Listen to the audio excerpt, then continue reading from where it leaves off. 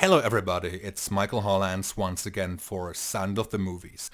Today I have the pleasure to be joined by Rachel Portman. For almost 4 decades, Rachel Portman has been an important creative mind in the world of film music. She has enchanted audiences around the globe with her beautiful melodies and music. In 1996, she became the first female composer to win the Academy Award for her outstanding work on Emma. After having worked on more than 100 projects, her first solo album, Ask the River, has now been released by Note Records. It is my distinct pleasure to welcome Rachel Portman. Thank you very much for having me. Thank you very much for joining me and for taking the time out of your schedule. I really appreciate that. Rachel, at first I would like to know what attracted you to music at a very early age. I think oh gosh, I first started playing. I started playing the piano when I was about aged 8, and uh, I came from a family that isn't particularly musical. Even though my mum loved music, she didn't play, and I loved it so much that she quickly sort of found me teachers in like 3 instruments, and it just sort of really grew. It was my thing. And so by the time I was sort of 11, 12, one of my favorite things was like playing for my friends. I went to sort of a school that had lots of sort of like little tiny practice rooms where you could play the piano before assembly in the morning. And I used to take make up tunes and play things that I'd heard off the TV and play it for all my friends. And so it sort of kind of became my thing. But I started writing when I was about 14, sort of properly, and writing things down, and then I sort of really focused in on music, and that was so I studied that at university, and literally, so really by the time I was 18, I knew I wanted to be a composer, and I'm very grateful because I had my mum understood and saw what it was that I loved and did everything in her power to support that. So because you need helping hand if you're gonna sort of go in that sort of direction. It's always good to have someone championing you. So I was very lucky. Rachel, at the beginning of your career, you started working for the BBC and Channel 4 films back then, and ever since you have written music for more than 100 projects and scores. Please tell me a bit about your early days and how your career started to become more and more distinguished in this very competitive environment. Well, yes, I know it is a very competitive environment, and I think, I feel I was lucky, because when I didn't study how to write music for films. Now there are so many good courses, master's courses, and you can get a degree in film composition, and so I sort of really learnt the whole thing intuitively, and I was lucky because, the first film I did as a student, and it was just as I was leaving Oxford University. And it was a film made by students, even though it was a feature film. And it was shown, it had sort of a few screenings around the world at mostly, it's sort of like art house cinemas. And it had Hugh Grant in it, amazingly. And out of that, I got my next job. And out of that, I got my next job. But there was often a gap of, in my early 20s, of sort of 6, 8 months between jobs, and I had to really, I had to really keep with it and keep determined. And I did all sorts of funny jobs in between, like sort of waitressing and that kind of thing, to keep myself afloat. But I was determined. I think, I mean, it's people often ask me now, young composers often ask me now, how do you get into it? And I think everybody forges their own path. I always say to people, firstly, you've got to want it a lot. You've really, really got to want to get into it because it's tough. And then, it's about, I don't know, being very adaptable to lots and lots of different types of project. Yes. And, that's a huge thing. And, realizing that the music that you're writing is, you're serving the film. And you're really, really trying to listen to the director and the other creatives, so that you're just not writing what you want to write, but you're writing what they want as well. But you're bringing your own creativity to it, and it's a very peculiar thing. I did a lot of television at the beginning and sort of like films for television, sort of one-off films. And I was lucky because when I was starting out, the television in England was really, really good. The BBC and Channel 4 made fantastic films. And I sort of learnt my craft on sort of smaller projects, but my big desire was to go into movies. And that began to happen sort of towards the end of my 20s. I got the odd film. I did a film with Mike Leigh called Life is Sweet. I did I went with Bevan Kidron, who directed Oranges Are Not the Only Fruit, to LA, and she asked for me to go with her, to do a sort of studio film in Hollywood, which was, amazing. I was so lucky in that respect. And it was a film called Used People. And so then I did that. And then very quickly I began to get films like Benny and June and of course Emma. And I sort of began to, my roster began to, he got more and more well known as a film composer and completely stopped doing television.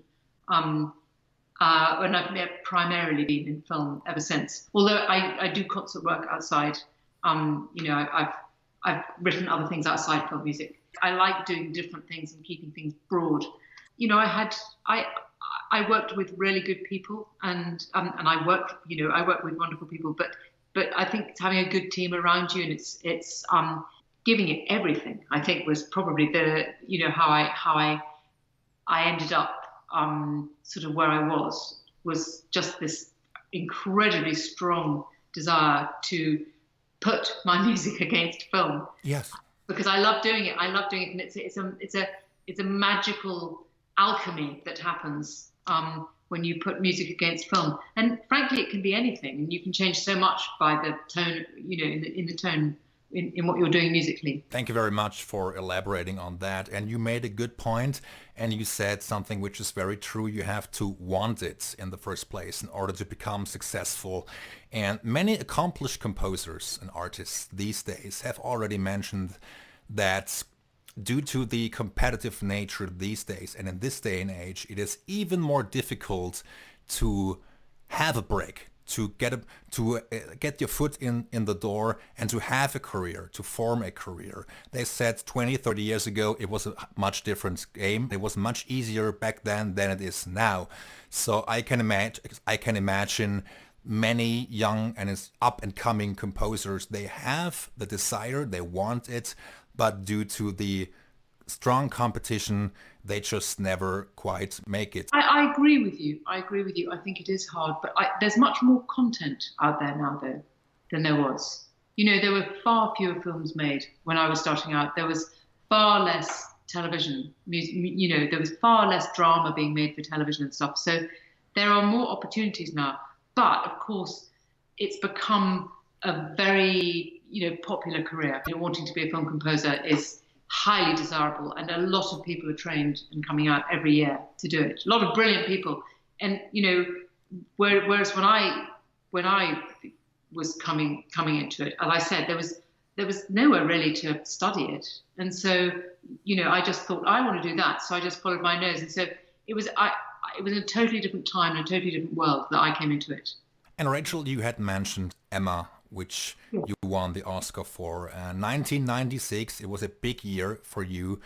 And Emma is a very lovely score, and you made history by winning the Academy Award. Could you please tell me a bit about this project and what it means to you, both personally and also artistically? Personally, I loved, and I do love, working with Doug McGrath, who's the director on it. I just had my first child, Anna, and she was very young when he asked me if I'd write the music for Emma, and I said, no, I won't, because I just want to be with my new baby. And then he persuaded me. And so it was, and I'm really glad I did it, obviously. And in fact, I was missing writing music. And the good thing is that I've always been able to work from home, so it was okay. I didn't sort of stop being a mum in any way. But creatively, it was really good fun working on it. It's funny. I really enjoy it. I knew Emma, the book, very, very well because I'd studied it at school. So I had a real affinity with the story and the Englishness of it. And I used a lot of, it was sort of lot of the music was based on sort of kind of folk song, and I enjoyed that. I enjoyed writing the comedy and the sadness. It's a great story for it, you know, it's for character and characterization, and can be taken, you know, there's serious stuff in it as well as, you know, as more amusing stuff. And you know, it's a score I'm proud of. Yeah, and I've worked with fantastic musicians on it, you know, brilliant players and brilliant recording engineers, and so yeah, it was. I look back very, very fondly on the whole enterprise. Rachel, you had also worked with director Lasse Hallström a couple of times, you know, on Chocolat and the Cider House Rules and also A Dog's Purpose. Scores which stand as some of your best in my humble opinion. And could you please walk me through the process of creating music for this particular director whose films oftentimes are very character driven and also very emotional? You know, I did Chocolat in a very short time.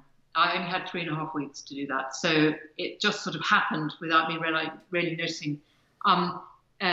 Because it was a score. I think that there were some problems with the score that they had originally, or something wasn't happening, and so I came in, and it was the opposite on Cider House Rules. On that, I worked on it for a long time, and in fact, I recorded a whole score, and then Lasse came back and he said, "You know what? I think we need some more themes in there, 1 or 2 more themes."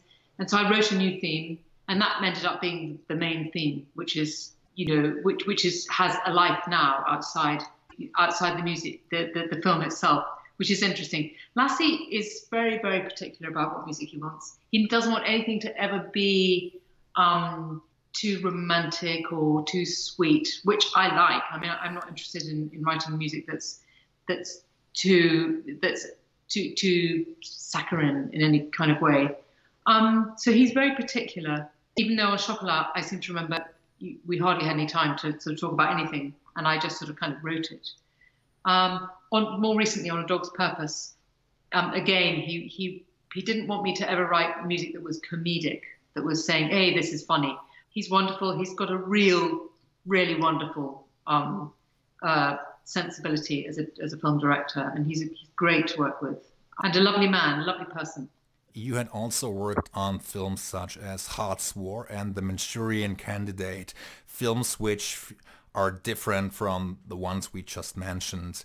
How did you experience these movies, which required you to kind of switch gears as the story had a different focal point? Yes, well, I mean, you know, they're in a way, they are much tougher films. They're sort of war or thriller or, you know, about fear, and they, you know, unlike Emma, well, certainly Hart's War is a much more male, masculine story, and it's much darker, you know, and sort of Manchurian Candidate was a, you know, felt like a very big film, and it needed to be really viscerally scary.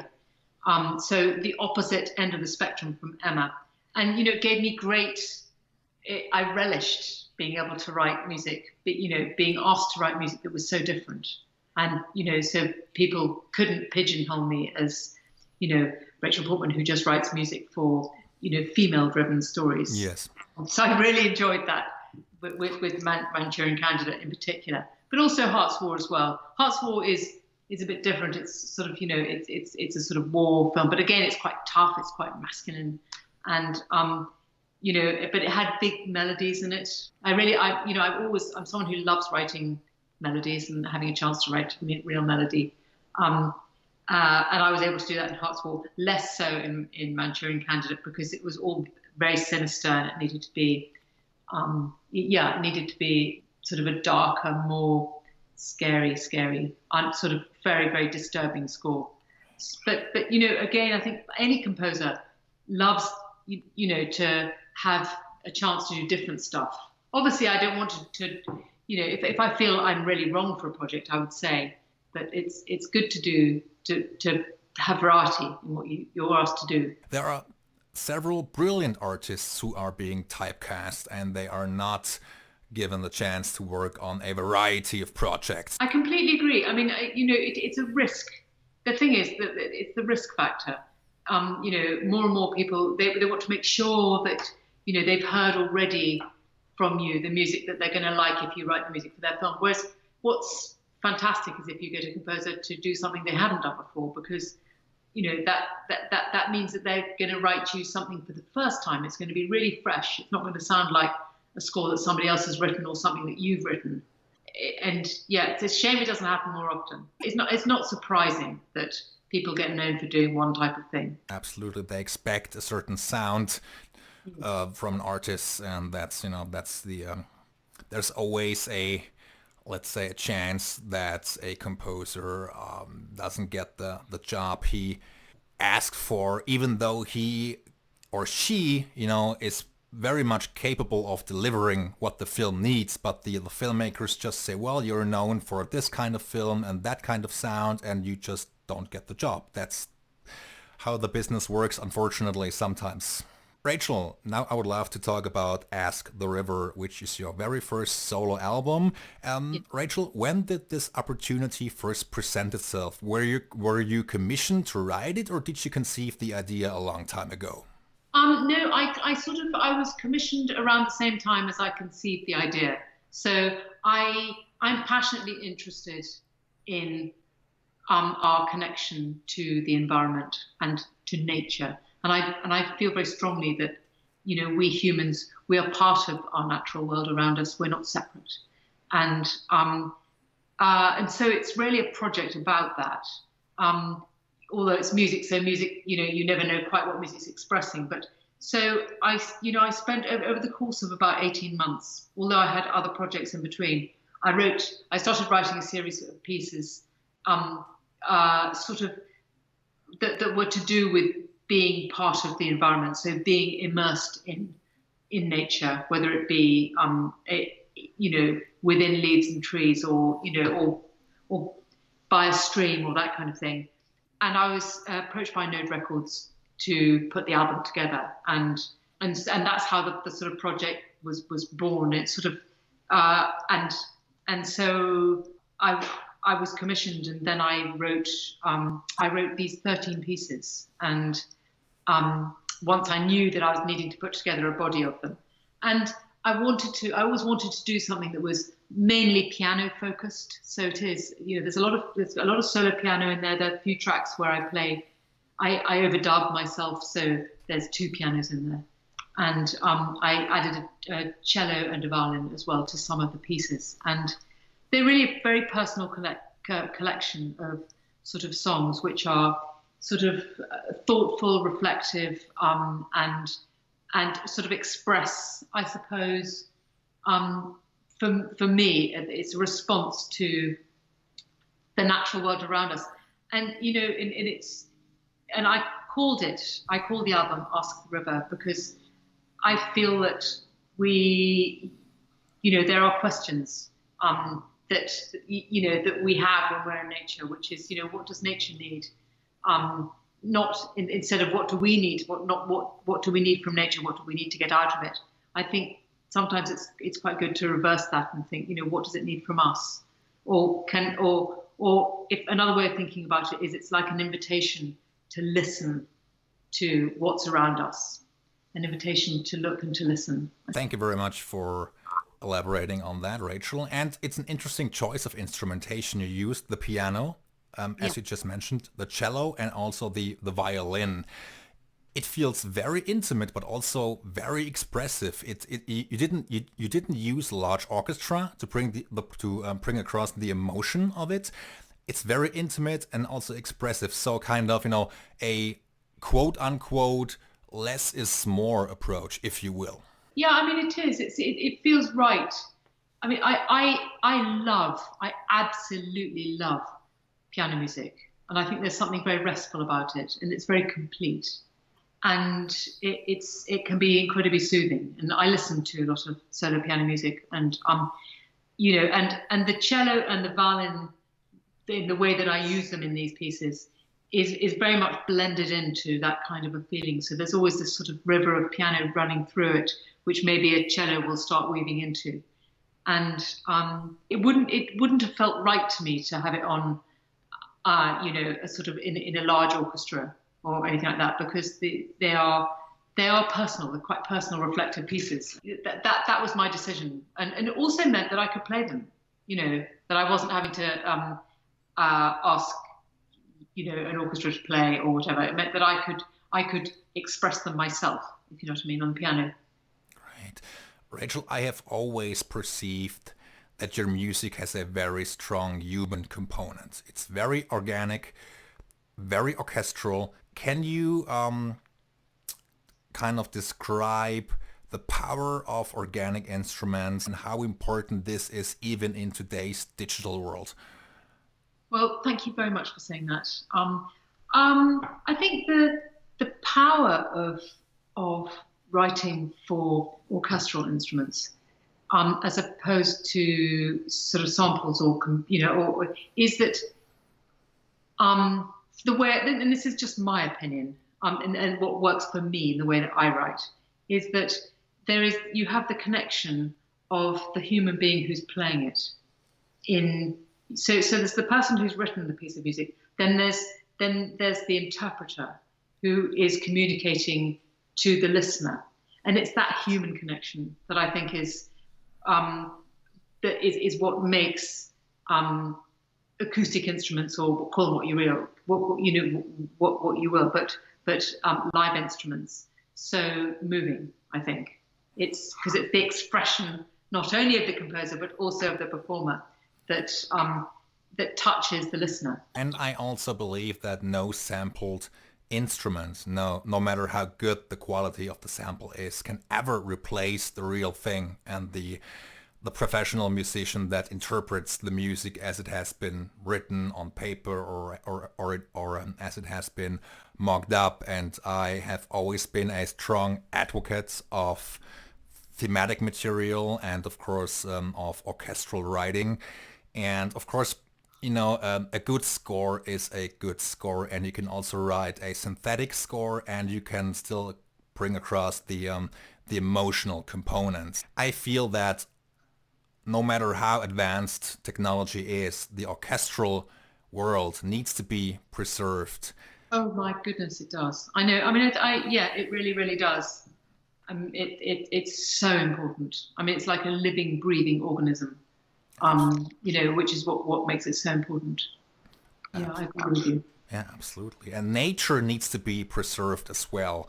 And your album, Ask the River, is basically dedicated to the beauty of nature, if you will. Which ideas did cross your mind at first when you started mapping out the project? Oh well, I mean, I didn't approach it from the outside. I approached it from the inside. If you know what I mean. So I started. One of the first pieces I wrote was Leaves and Trees, and that piece was about working. It was inspired by sort of looking up through the trunk of a tree and up to the leaves above, and wanted to write a piece about the new leaves that were coming out on the tree, and reflecting in the light. And then I was interested in working with the music. How could the music be interleaved? So it has. It's hard to explain, but the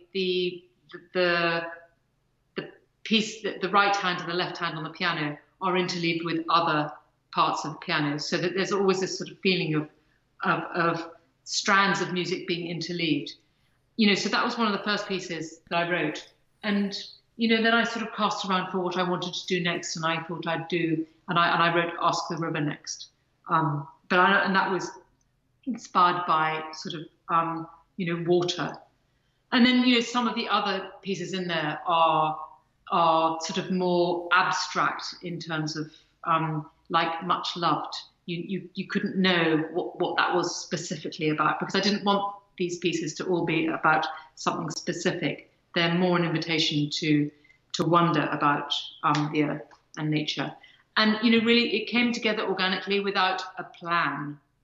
I just knew that I knew somehow, when I'd written all 12 pieces so far, I knew I had to write another one. I didn't really know why. There wasn't a sort of structure there, but I knew that there had to be one more. And the last one I wrote was Flight. and it was just a sort of something inside. So the whole thing was put together by just sort of a feeling of what it needed to be, rather than a sort of a project that had been worked out before. But that's often how I work anyway. Flight to me also stands as one of the best pieces and a standout piece of the album, basically. So that's, you used the solo violin, if I'm not entirely mistaken, on this piece, which gave Yes. it the extra special touch, if I may say so. Thank you very much. Thank you. This time you had no film to score for.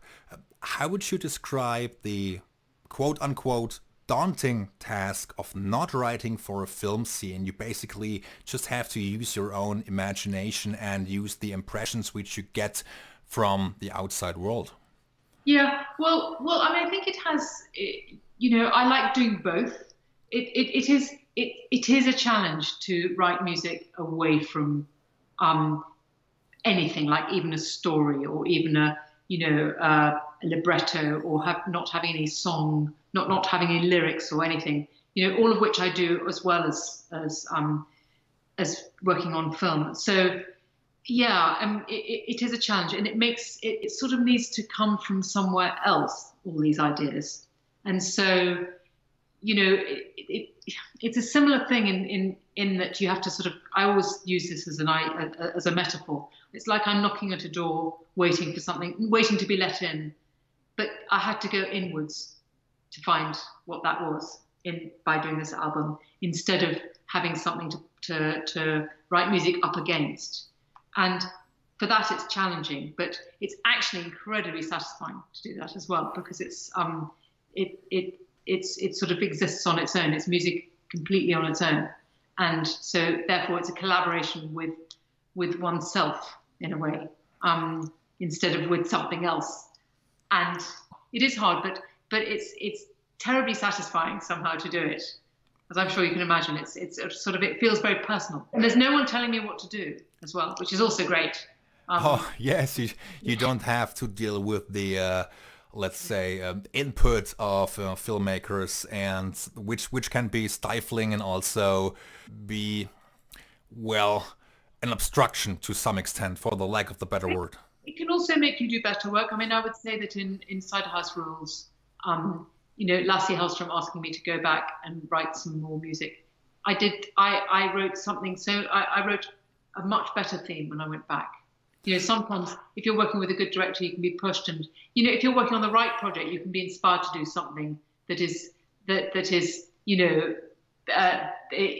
something else comes out which is good. So there are pros and cons. There's not always. I mean, it can be very difficult working on a film. If there are lots and lots of studio notes and you have to keep changing things and stuff like that, then that can feel very exhausting. And film composers know all about that. It's tough. Oh yes, I bet. And of course, I mean, if a director just says yes to everything you come up with, you might not get to deliver your best work, because... Absolutely. No, it's true. It's true. Each film, each project I've worked on, each film that I work on, it's different. It's a different story that happens each time, whether I connect hugely with the film, and whether the director comes in and pushes me in a direction that makes it what my work is. Yes. Becomes interesting. It is a collaboration. So it's good. Absolutely. And of course, somebody else's input might inspire you to write something which you didn't even conceive at first. So, and of course, some people are not that good when it comes to handling criticism to a certain degree, but I feel it's also a necessity in order to produce the best work possible. Yes, I mean, that's one of the things about being a film composer is one of the very hardest things is that you present your creation, and then sometimes it's not liked. And you have to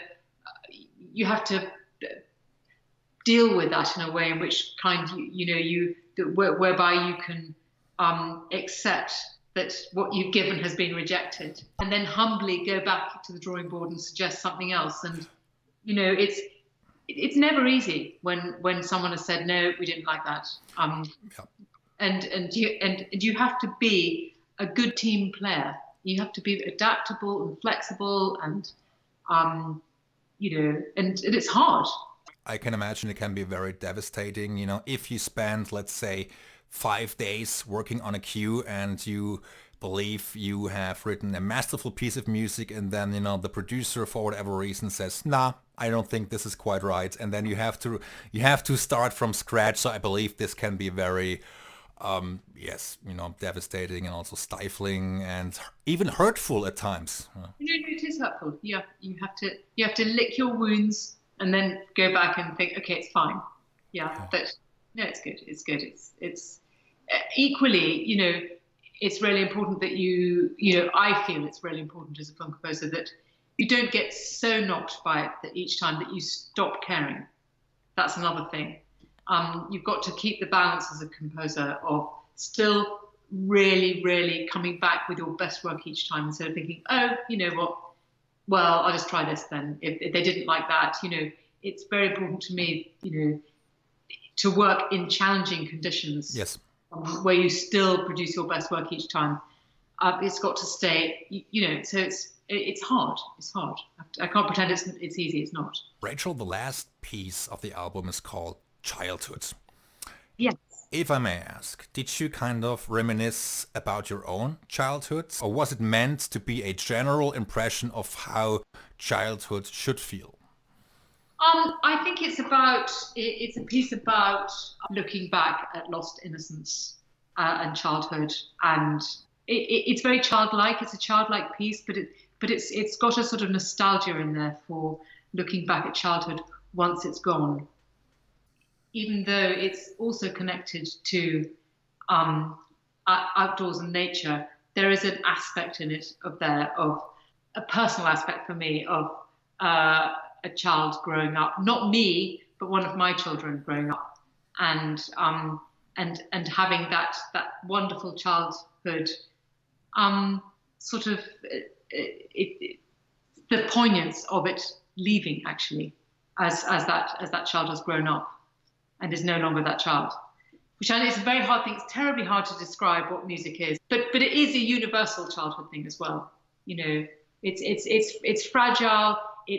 It's temporary, and full of innocence, and you can't hold on to it, I would say.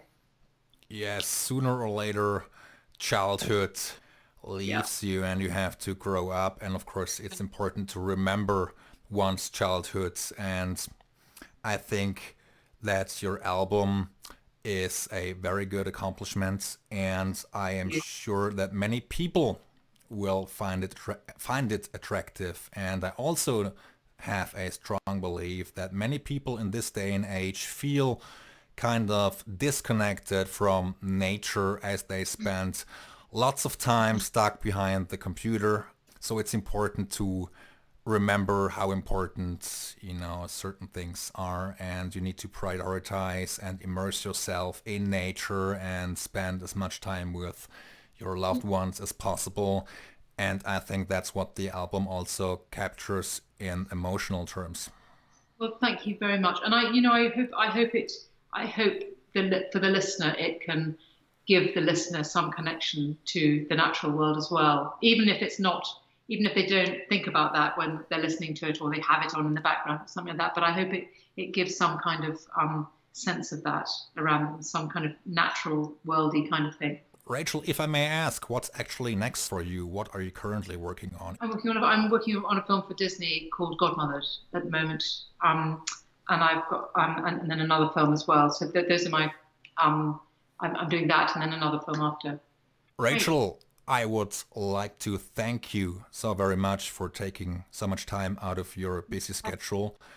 It was great talking to you. I really appreciate you taking the time out of your schedule, and I hope you enjoyed the conversation as well. No, I did. I really enjoyed it. Yeah, it's lovely to talk to you.